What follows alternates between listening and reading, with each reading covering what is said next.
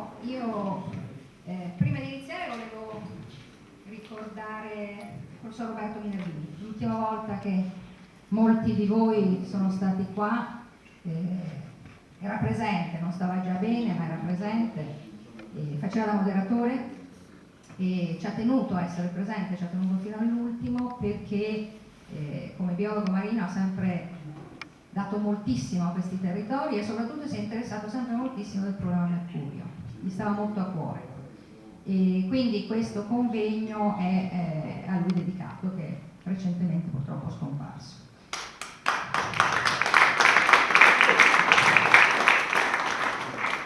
Il problema del mercurio è un problema importante perché è uno dei metalli più tossici per l'uomo e l'ambiente, poi lo sentiremo con gli autorevoli interventi che avverranno dopo, che si daranno dopo, ed è un pericolo per la comunità e per il mondo.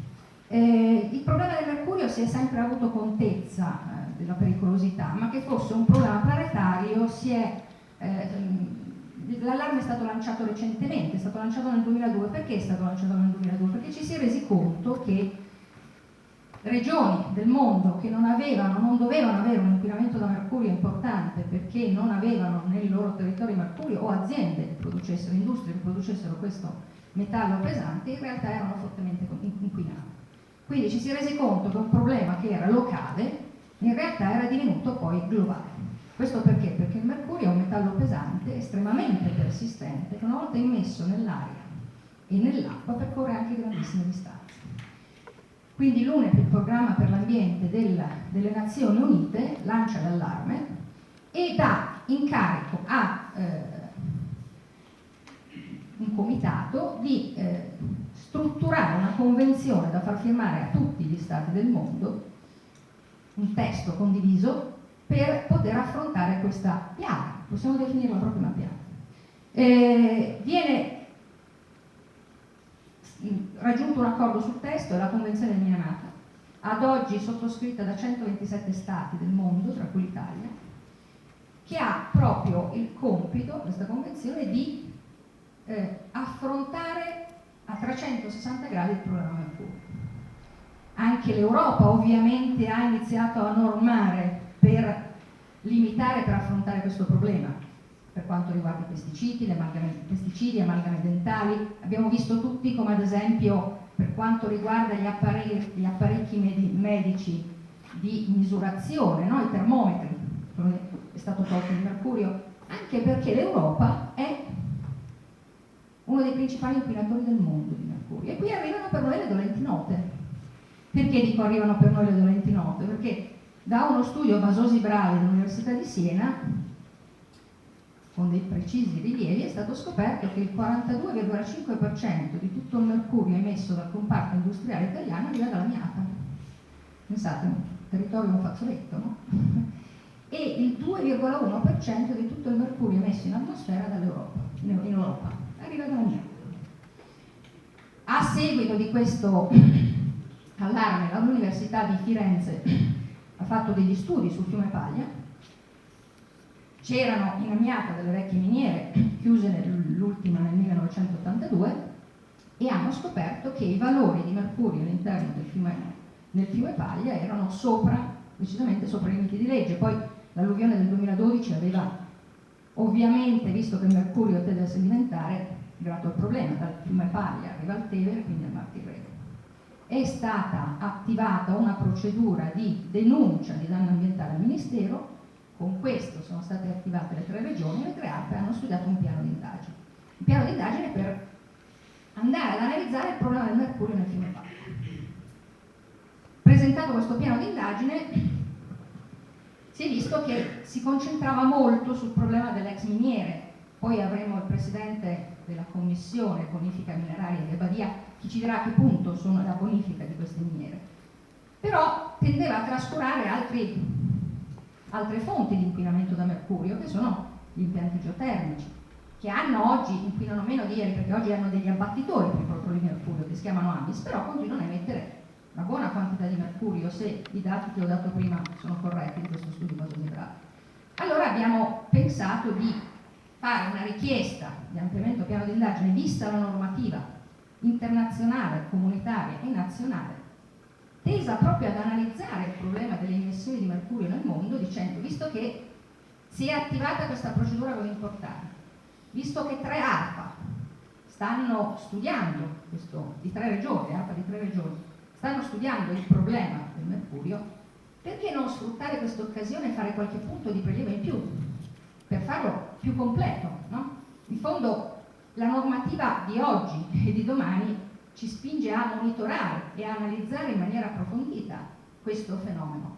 Tanto è vero che, grazie a un finanziamento di 10 milioni di euro dalla Comunità Europea, nel 2014 è stata messa una stazione di rilevamento sulle Dolomiti, il passaggio gassoso del mercurio. Dico, allora, visto che questa macchina si è attivata, applicare oggi qualche punto di prelievo in più è sicuramente meno oneroso un domani di riaffrontare la problematica una seconda volta. È stata quindi proposta questa richiesta di ampliamento pieno d'indagine, che alcuni sindaci hanno subito accolto con favore e firmato, per cui il sindaco di Acquapendente, Procene ed altri, e speriamo che questa nostra richiesta abbia un esito positivo, perché mi sembra importante, visto che c'è questo studio, questa indagine così importante fatta da 3 regioni insieme, che si possa avere un quadro più completo. Adesso lascio la parola al sindaco di Acquapendente e poi inizieranno gli interventi che ci spiegheranno meglio nel dettaglio il problema del mercurio. Grazie. Buonasera, il mio vuole essere un saluto innanzitutto ai partecipanti e un ringraziamento alla rete Norgesi che per la seconda volta più Acquapendente ci ha proposto questo interessante, direi assolutamente attuale convegno. Ricorderete che tempo fa abbiamo fatto, non ricordo bene, mi pare che era i primi di dicembre, no? A novembre abbiamo fatto quel convegno sulla geotermia. Oggi affrontiamo il tema altrettanto rilevante e ahimè collegato in gran parte, quello dell'inquinamento da mercurio del Cinepaglia. Devo dire, io ho voluto così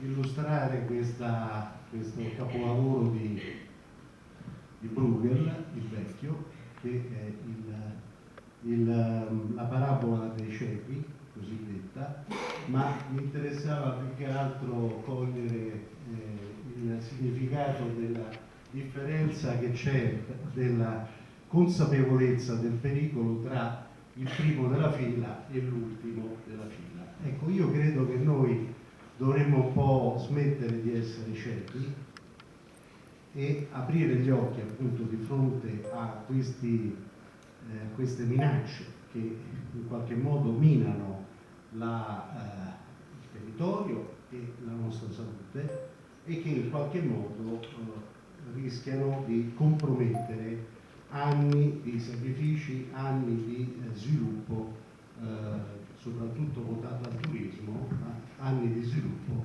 del nostro territorio.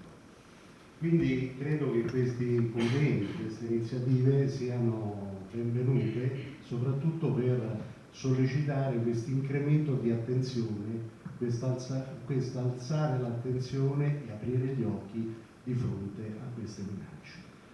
Quindi grazie ancora a Solange Manfredi che ci ha proposto questa iniziativa e direi vi auguro a tutti un buon convegno.